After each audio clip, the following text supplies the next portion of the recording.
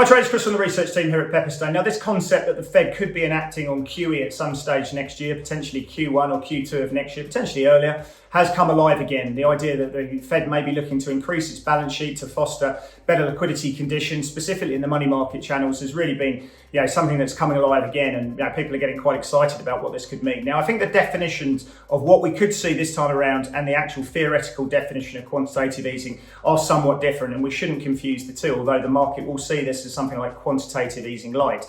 QE by its very definition gives a quantified level of buying of US Treasuries and mortgage-backed securities each month as a targeted amount, and they'll be buying that through the secondary market, through primary dealers and secondary market participants. And the idea is to affect the term structure of the bond market, to lower longer-term borrowing costs, increase liquidity in market, boost functioning of the financial system, and effectively support economics. What we're going to see this time around is much more targeted, much more technical, really designed to keep liquidity within the financial system, specifically in the money market channels, in check at a time when reserves are falling to uncomfortable levels. They're not designed to boost asset levels, not really designed to lower borrowing costs, and there'll be no specific quantified level of buying each month. What we've seen really is the idea that the Treasury Department have issued significant amount of Treasury bill issuance. Now that Treasury bill issuance has been mainly supported and paid for by money market funds, but also banks have been big buyers of that as well.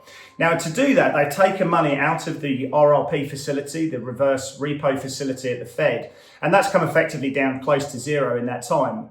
Those purchases have taken place, they've settled, and that money has cleared and gone back into the Treasury General account because those purchases have been done with the Treasury Department. Now the TGA has lifted up to 984 billion in that same time, and reserves in the financial system have fallen down to the lowest levels since October 2020.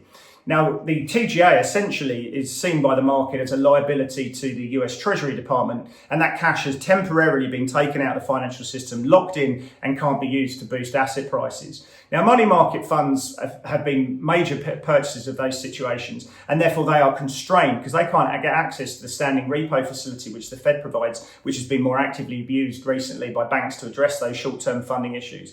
And we've seen massive demand for overnight repo in that situation to the tune of 1.6 times the level of supply. And therefore what we've seen is repo rates and SOFR rates blowing out to interest rates on reserve balances. And that's caused big imbalances playing through because of this Treasury settlement. So the Treasury Department will obviously continue to issue T-bills. The Fed will have to support that going forward and try and bring those repo rates in check, and that will increase liquidity going forward. But it should not be seen as quantitative easing in the classic theoretical sense. But will it buoy markets? We'll have to see and trade at Pepperstone.